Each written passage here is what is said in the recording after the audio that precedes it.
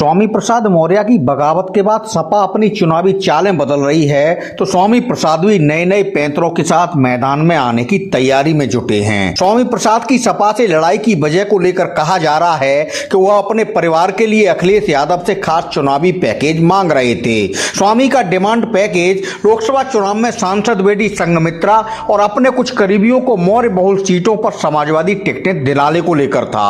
एक तरफ स्वामी प्रसाद की नजर अपने करीबी किसी एक सदस्य को राज्यसभा भेजने की थी तो दूसरी ओर बेटी संघमित्रा मौर्य के लिए वह आमला से दावेदारी कर रहे थे। बरेली के कुछ समाजवादी नेताओं से उनकी आमला को लेकर गुपचुप बात भी हो चुकी थी, मगर सपा कैंप में अखिलेश और रामगोपाल यादव के आगे उनकी एक नहीं चली।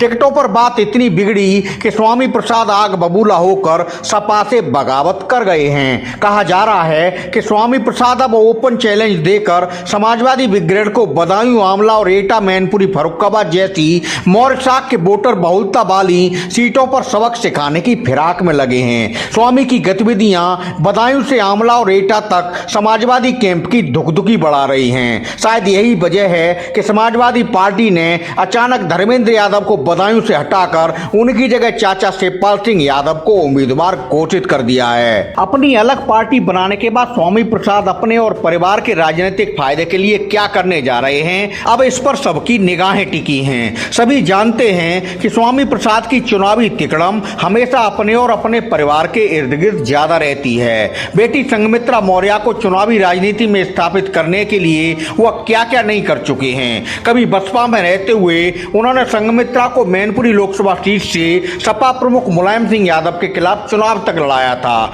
उस चुनाव में संघमित्रा मौर्य बड़े अंतराल से हारी थी। स्वामी प्रसाद ने बेटी संघमित्रा को एटा की अलीगंज विधानसभा से भी उम्मीदवार बनाया था, मगर वहां भी उनको हार का सामना करना पड़ा था। संघमित्रा को अब बसपा में रहते चुनावी कामयाबी नहीं दिला सके तो उनका यह काम भाजपा ने पूरा करके दिखाया। स्वामी प्रसाद मौर्य ने 2016 में बसपा छोड़ पहले लोकतांत्रिक बहुजन मंच नाम से अपना दल बनाया था और बाद में वह बेटी की उंगली थामकर भाजपा में कूद पड़े थे।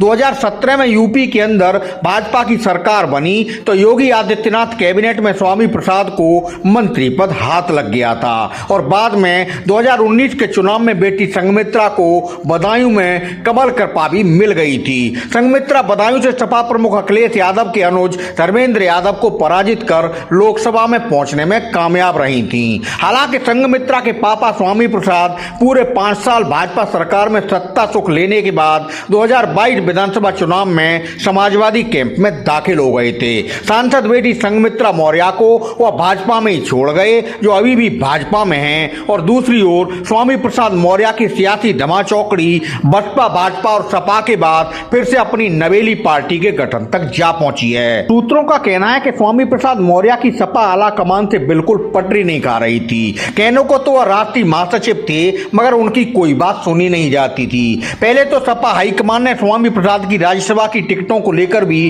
कोई राय मांग नहीं मानी। उसके बाद संघमित्रा मौर्य के पूर्व पति डॉक्टर नवल किशोर साके को सपा ने स्वामी प्रसाद के विरोध के बाद भी फर्रुखाबाद से लोकसभा उम्मीदवार घोषित कर दिया।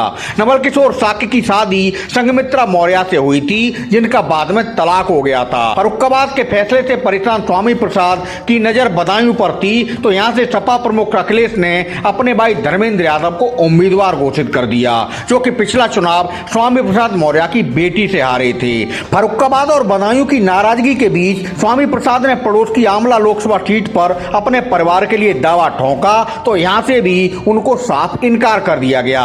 स्वामी प्रसाद के लिए इतना सब होने के बाद सपा में रहना संभव नहीं रह गया था तो उन्होंने बागी होकर अपनी पार्टी बना ली है। स्वामी प्रसाद मौर्य पैदा जरूर हिंदू समाज में हुए हैं, मगर उनके पूरे परिवार का झुकाव बौद्ध धर्म की ओर अधिक है। भगवान राम, रामचरितमानस, गोस्वामी तुलसीदास और पूरे हिंदू समाज को लेकर उनके विचार और बयान लगातार विवाद का कारण बनते रहे हैं। स्वामी प्रसाद सपा में रहकर चाहते थे कि मौर्य बहुल सीटों पर उनके हिसाब से समाजवादी टिकटों का बंटवारा हो, मगर अखिलेश यादव ने ऐसा नहीं किया।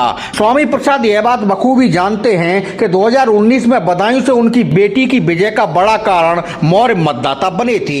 सिर्फ बदायूं ही नहीं, आसपास की आमला, एटा, फर्रुखाबाद, मैनपुरी लोकसभा सीटों पर भी मौर्य शाख के मतदाताओं की तादाद काफी अधिक है। मैनपुरी और बदायूं को छोड़ दें हैं तो फर्रुखाबाद आमला एटा में अखिलेश ने इस बार शाक्य मौर्य बिरादरी के चेहरों पर दांव चला है। स्वामी प्रसाद आग बबूला होकर सपा से अलग हुए हैं तो जाहिर सी बात है कि वह चुप नहीं बैठने वाले हैं। स्वामी प्रसाद मौर्य से जुड़े लोग कह रहे हैं कि मौर्य बहुल सीटों पर स्वामी नजरें जमाए हैं और बड़ा खेल करने की जोड़तोड़ में लगे हैं। स्वामी कैंप की खबरों से बदायूं आमला एटा के समाजवादी कैंप की बेचैनी बढ़ती जा रही है। कहा यह भी जा रहा है कि स्वामी प्रसाद की टेंशन में ही सपा प्रमुख अखिलेश यादव ने बदायूं से धर्मेंद्र यादव को हटाकर चाचा शिवपाल सिंह यादव को उम्मीदवार घोषित कर दिया है। धर्मेंद्र यादव आजमगढ़ के लोकसभा प्रभारी बनाए गए हैं, जहां वो अखिलेश यादव के इस्तीफे के बाद पूर्व में उपचुनाव लड़े थे, मगर भाजपा उम्मीदवार के हाथों हार का मुंह देखना पड़ा था।